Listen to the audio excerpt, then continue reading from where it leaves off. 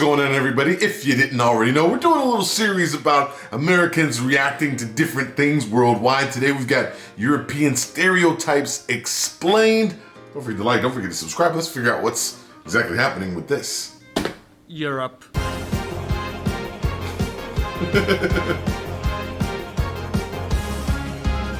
Okay.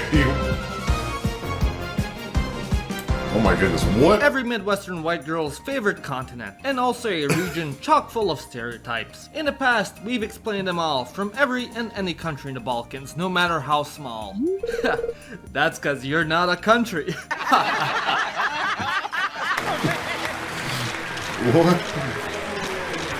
Wow. But today, we're going further and farther than any man has gone before. That's right, baby. We're going to talk about Western Europe. Western Europe? Alright, let's If there's talk. one single country in Europe everyone collectively enjoys making fun of, then that's France. If you've spent any ounce of time on the internet or watching TV, you've probably seen something like this. I have worked for 3 years in human resource. I'm not consider myself as a fluent. The union involves a strict responsibility and a deep solidarity. An odd guy who typically speaks with a heavy nasal European accent that can be quite snobby, rude, full of himself, and in need of a lung transplant by the age of 35 from all the chain smoking. Usually the French are associated with quite a variety of negative attributes, majority of which were assigned to them by none other than the British. Before the 19th century, for the last 800 years, the favorite pastime of the British and French was trying to wipe each other off the map. Sometimes the English would colonize them, sometimes they would colonize the English. It doesn't really matter. The point is,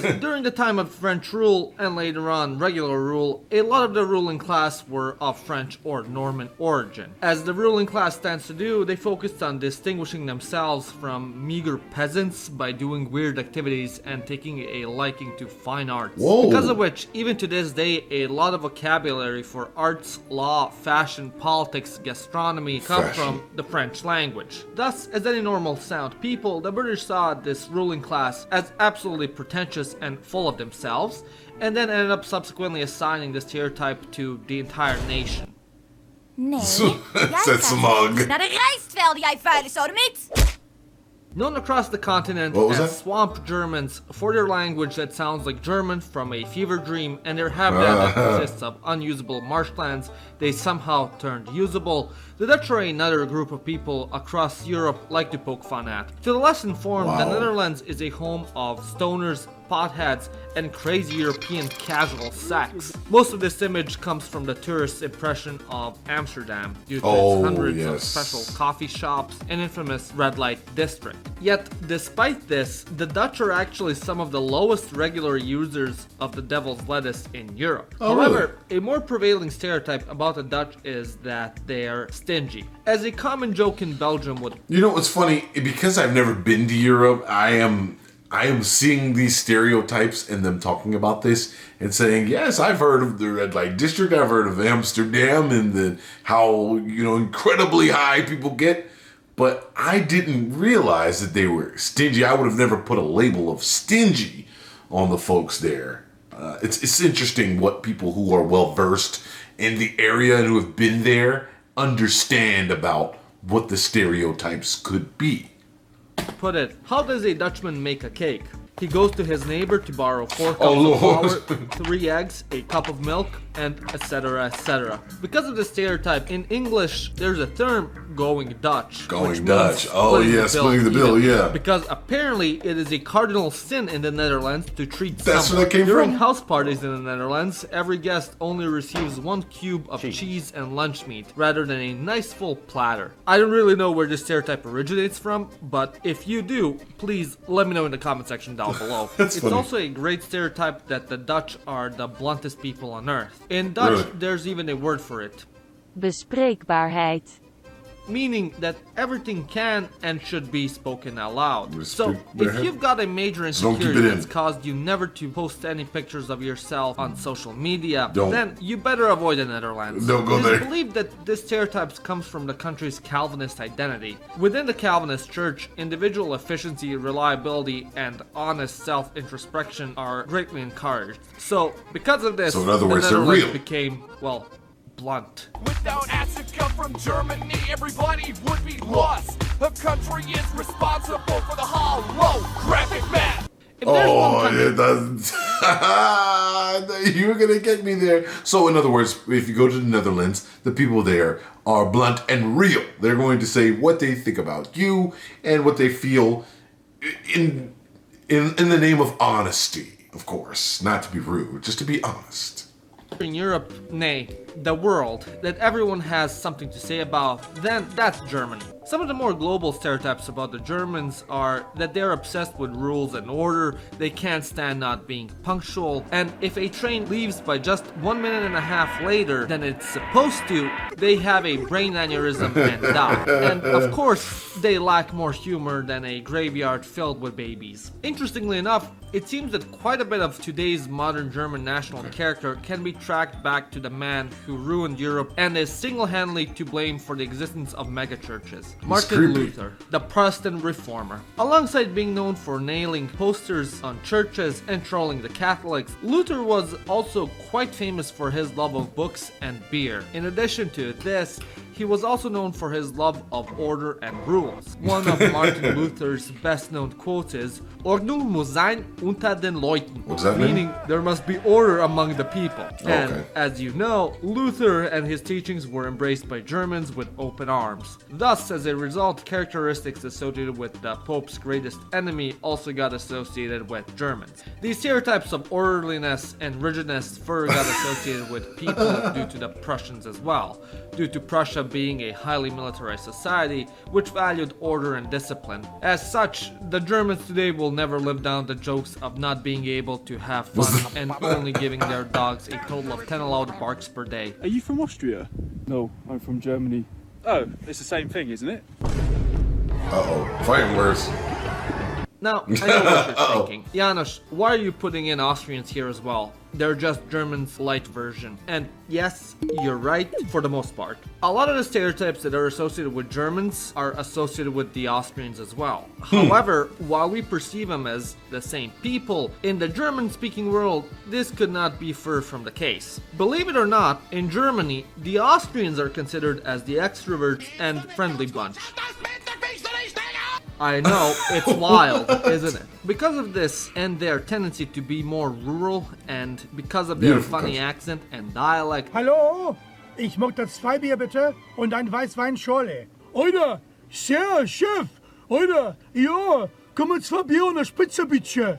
Many Germans also stereotype the Austrians as being hicks. The stereotype is so bad that Arnold Schwarzenegger, a native German speaker, wasn't allowed to voice himself in the German dubs of his movies because of the negative association with the Austrian accent. Like it down there. Let me be the judge of that. I'm tired.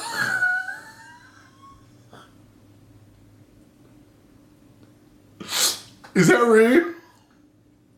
That's real? They have this other voice of him that did a dub version because they didn't like his accent?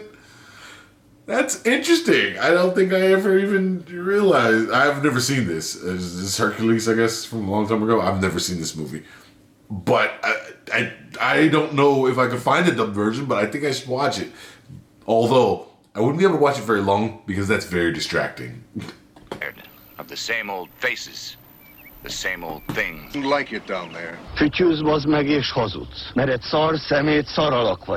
Porque había llegado el 18 tiki tiki ti, cuando iba saliendo de mi casa ya me estaban esperando. Now, although this region of Europe consists of several distinct going to Southern Europe now, okay. histories, cultures, languages, and penis sizes, in my years of hard and tenuous research, I have come to the conclusion that everyone in Europe sees Southern Europeans the same way. One of the first stereotypes is being laid back and lazy. In particular, Spain is characterized by this the most. A leading theory for this origin is the custom of siesta. Originally, this custom came to be when most of Spain worked in agriculture. Due to the hot Spanish sun and hard back-breaking labor, it became a normal occurrence to take a nap in the middle of the day between work hours as a way of avoiding the hottest part of the day and recuperating one's strength. And seeing that for the majority of European history, Catholics and Protestants were at each other's throats and fighting God knows how many wars, the trope of the lazy Catholic spread across the continent. In Italy, the same stereotype can can be applied in the south of the country. The northerners, who have a milder climate and are less open to the concept of fun, are characterized as being more similar to the Germans and Austrians. As a result, the South Italians as being lazy, backwards, and basically the Balkans 2.0. These stereotypes further spread as the Southern Italians were the main group that migrated to America from the peninsula, spreading those stereotypes to the US as well. Oh my goodness. From the warm and sunny beaches of Iberia and Apennine Peninsula, we head north into the lands of snow, damp socks, and no sunshine, which somehow, despite everyone's abuse of antidepressants, is still somehow labeled as the happiest place? Scandinavia. Despite being depicted as a fun-loving, jolly old puppet chef on the Muppets, the Scandinavians have a reputation across Europe of having the worst food ever concocted on the planet. Because the land is unsatisfactory and the climate is less than ideal with a short growing season, there isn't a whole lot you can make yummy, delicious food with. So they're kinda stuck with rank fish in a can. Who knows, maybe that's why they take so many antidepressants. They're also known for being obsessed with heavy metal, especially their version of Hungary, Finland. Why is this the case? I don't know. Maybe it has something to do with making up imaginary problems when your country is so perfect in every single way, dealing with staying inside most of the year, something about Maslow's hierarchy of needs. I don't know. And yeah, that would be Western Europe.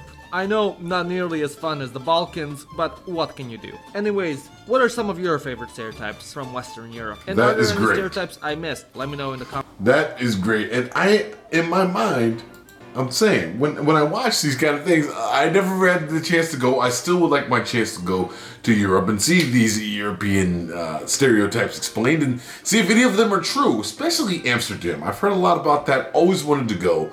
Always wanted to go to a lot of these places that he mentioned. The world is an interesting place right now. You know, I don't know if it's the time to actually be trying to get on a plane. The state of the world, the state of the United States, obviously. But let me know what you think. These stereotypes true? Any of these have you seen? What do we got here? Let me know in the comments. See you next time.